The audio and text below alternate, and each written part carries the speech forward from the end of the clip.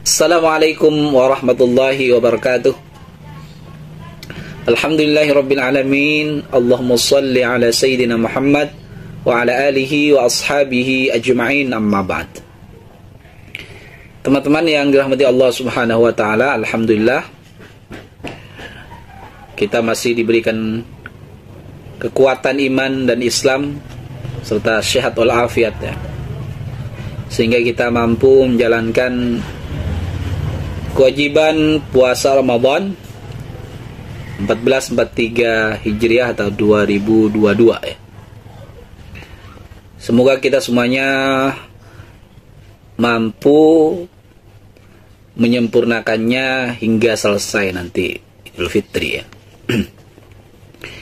Pada kesempatan kali ini teman-teman, kita ingin mencoba untuk menjawab sebuah pertanyaan yang cukup bagus menurut saya, meskipun sudah sering ditanyakan setiap kali bulan suci Ramadan.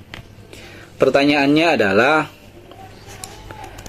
musafir yang bagaimana atau yang seperti apa yang dibolehkan untuk tidak berpuasa di bulan suci Ramadan dan digantinya dengan hari-hari yang lain. Kita coba untuk menjawabnya melalui kitab Minhajul Muslim, tentunya diperkuat dengan ayat dan hadis ya. Teman-teman kalau punya kitabnya di halaman 239 sebelah kiri bagian atas ya, kalau punya kitabnya. Bismillahirrahmanirrahim. Al-musafiru, seorang yang musafir, yang bepergian.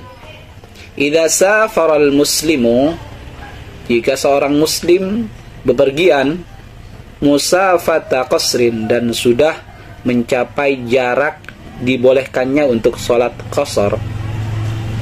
Wahia, yaitu 48 mailan, yaitu 48 mil.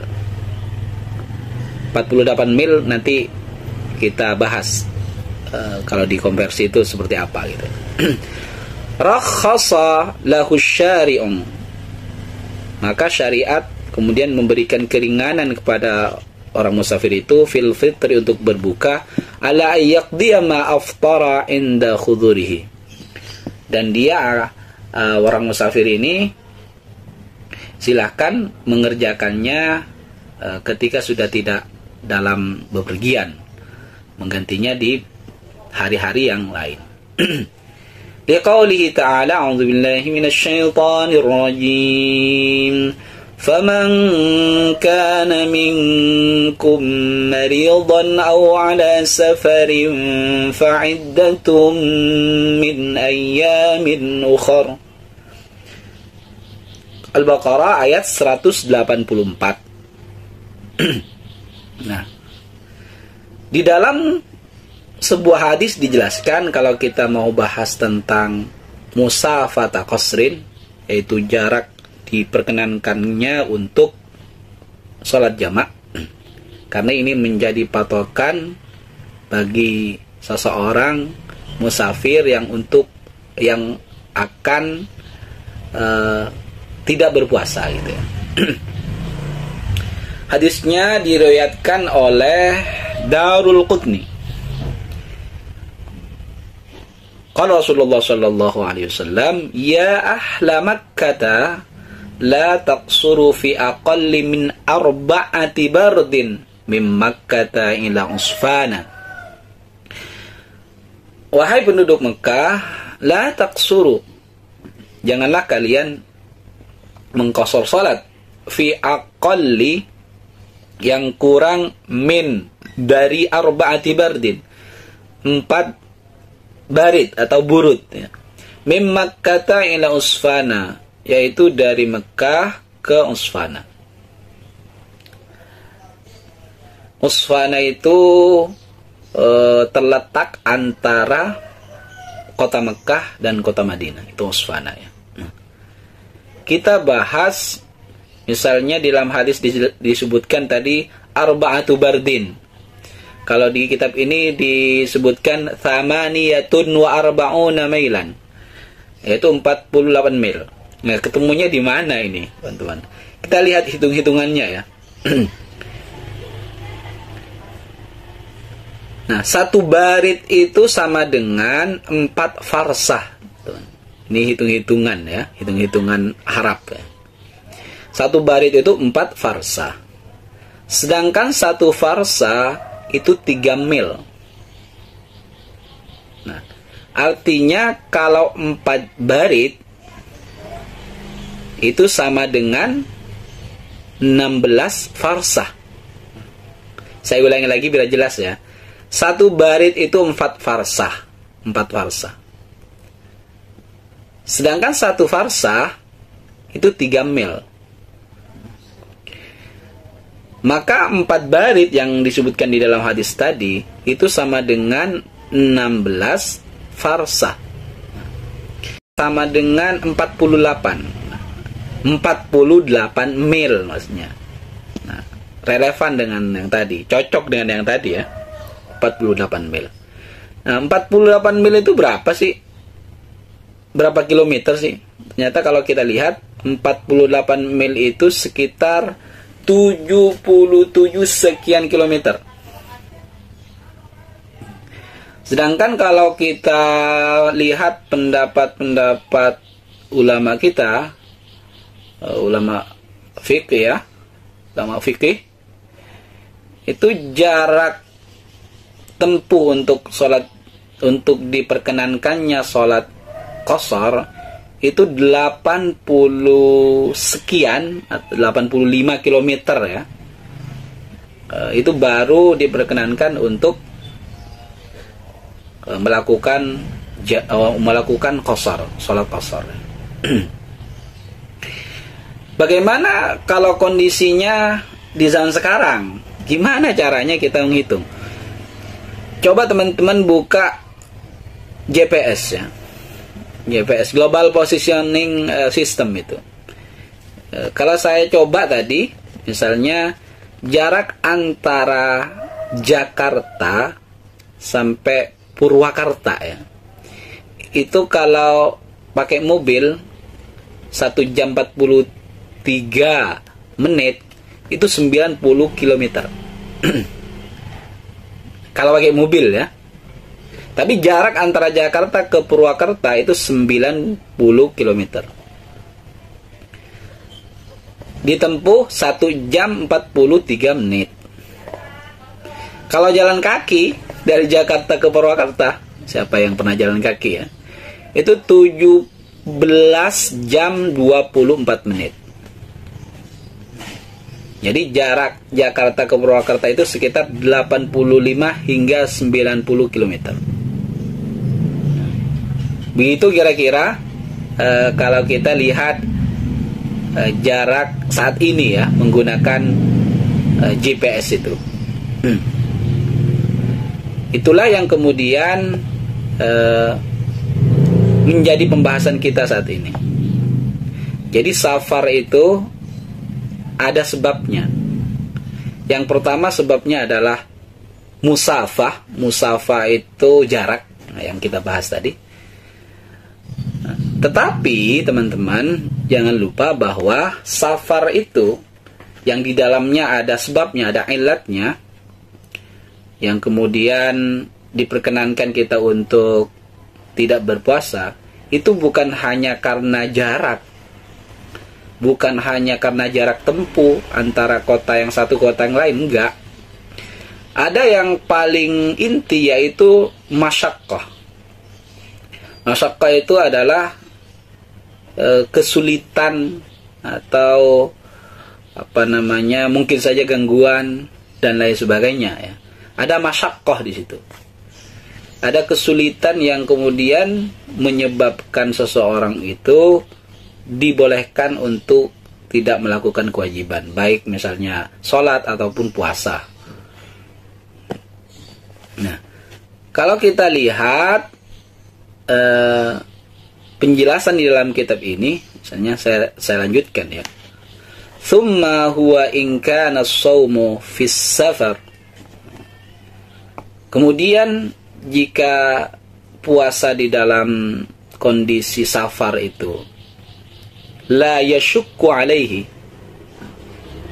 tidak memberatkan bagi seorang musafir itu, maka fasoma laka ahsan, maka berpuasa baginya adalah lebih baik. Saya ulang lagi, ya. Kalau seseorang dalam keadaan safar dan dia berpuasa, la yashukku, dan safarnya itu tidak memberatkan, maka berpuasa itu lebih baik baginya. Pilihan yang terbaik maksudnya. Tetapi saya lanjutkan apa yang tadi saya sampaikan. Wa in kana yashukku alaihi, tetapi kalau memberatkan bagi seorang musafir itu, fa aftara kana ahsan, maka tidak berpuasa itu lebih baik baginya. Jadi ini sangat tergantung kepada orangnya gitu. Kalau orangnya mampu, ini ilat yang dimaksud adalah ilat masyaqqah ya, bukan musafah. Kalau orangnya mampu, meskipun dalam perjalanan, dipersilahkan untuk berpuasa. Tetapi kalau nggak mampu, silahkan berbuka atau tidak berpuasa. Ini dikuatkan liqauli Abi Sa'id Al-Khudri, perkataan Abi Sa'id Al-Khudri radhiyallahu an, seorang sahabat, semoga Allah senantiasa meridainya. Kunna naghzu ma'a Rasulillah sallallahu alaihi wasallam, kami pernah dalam peperangan dengan Rasulullah sallallahu alaihi wasallam fi Ramadhan, di bulan suci Ramadan. Faminna as-shaim, di antara kami ini ada yang berpuasa, wa minnal muftir, dan di antara kami juga ada yang tidak berpuasa. Fala yajidu as-shaimu 'ala al-muftir, maka nggak ada tuh yang mencela orang yang berpuasa, mencela yang nggak berpuasa, nggak ada.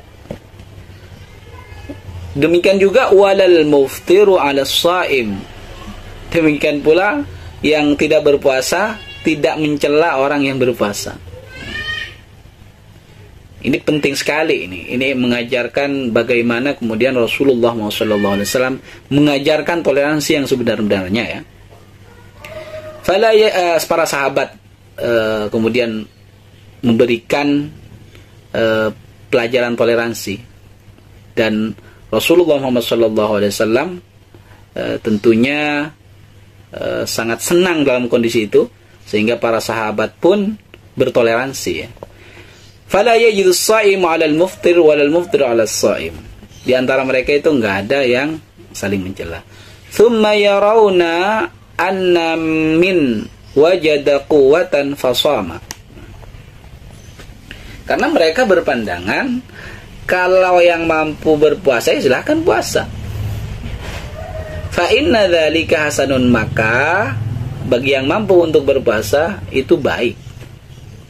Wa yarawna, dan mereka juga berpandangan anna man wajada dha'fan fa aftara, bagi mereka yang lemah, kan kalau di perjalanan ya ada yang mabuk gitu ya dan lain sebagainya, bahkan muntah gitu, fa aftara, maka silahkan tidak berpuasa. Fa inna dzalika hasanun, maka yang demikian itu baik baginya. Jadi kalau kita mau menjawab bagaimana atau musafir yang seperti apa yang diperkenankan untuk tidak berpuasa di bulan suci Ramadan, itu tergantung dengan orangnya. Kalau dia mampu untuk berpuasa meskipun dalam safar, silahkan berpuasa, tetap berpuasa, dan itu baik baginya. Tetapi kalau dia nggak mampu, nggak usah dipaksakan. Silahkan tidak berpuasa dan menggantinya pada hari-hari yang lain. Kembali kalau kita mau bahas tentang jarak qasar tadi, jarak diperkenankannya untuk tidak berpuasa ya. Misalnya kita baca di Al-Fiqhul Islami wa Adillatuha, yang ditulis oleh Profesor Wahbah Az-Zuhaili ya. Itu jumhur ulama berpendapat, mayoritas ulama berpendapat itu jaraknya adalah 89 km. Tapi tetap 16 farsah ya, tidak menyelisih dengan hadis yang saya bacakan tadi, arba'atu bardin ya. Ya, itulah jarak. Kalau kita ukur saat ini ya Jakarta Purwakarta. Jakarta Purwakarta itu 90 km ya. Tetapi perlu dipahami bahwa perjalanan dulu itu ditempuhnya dengan transportasi hewan, yaitu unta ya. Unta. Tapi kalau sekarang kan bukan lagi unta. Artinya kalau dari Jakarta ke Purwakarta secara inlat musafa itu udah tercapai, oke. Tetapi inlat masyaqqah, apakah itu memberatkan atau tidak? Saya pikir ya tergantung. Ada orang yang bepergian di sekitar Jakarta saja mungkin mabok dan dia lemah malah kalau naik mobil. Ya silahkan untuk tidak berpuasa. Tetapi bagi orang-orang yang mampu untuk berpuasa dari Jakarta ke Purwakarta itu kan cuman sekitar 2 jam. Dan saya pikir banyak orang yang mampu untuk melakukan perjalanan itu. Dan itu saya kira nggak mungkin memberatkan ya. Nggak mungkin memberatkan untuk kita berpuasa. Jadi kemudian ilatnya itu bukan musafah ya, bukan jarak, tetapi masyaqqah yang kemudian menjadi ilat utama dari seseorang, apakah dia dibolehkan untuk tidak berpuasa atau justru diwajibkan untuk berpuasa.